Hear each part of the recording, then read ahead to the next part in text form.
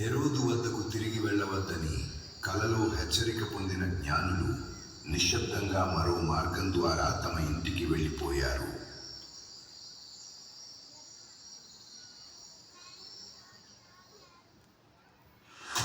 జ్ఞానులు తిరిగి రాకపోవడంతో హెరోదు ఆగ్రహంతో మండిపోయాడు.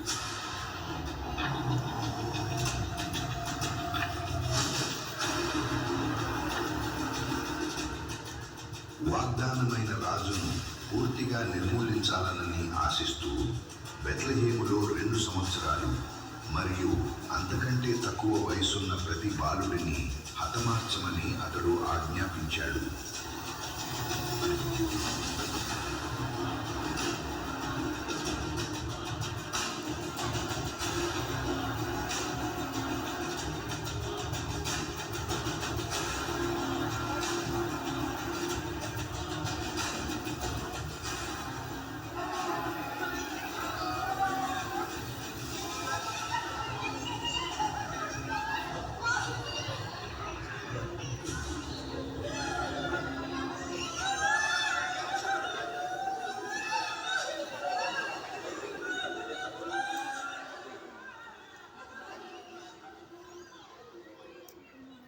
లేచి బిడ్డను మరియు ఆయన తల్లిని తీసుకుని ఐగుప్తుకి పారిపో.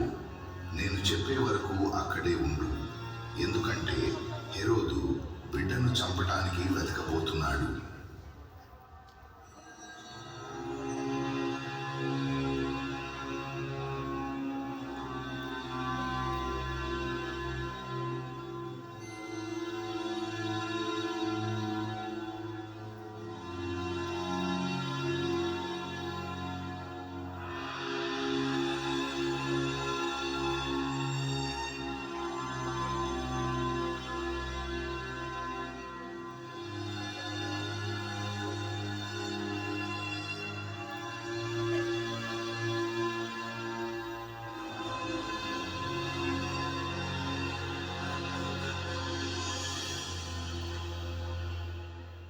గ్రంథాలతో, యాజకులతో, ప్రవచనాలతో, అధికారంతో చుట్టుముట్టబడిన ఒక పాలకుని వద్దకు క్రీస్తు సందేశం స్పష్టంగా సందేహానికి తావు లేకుండా వచ్చింది.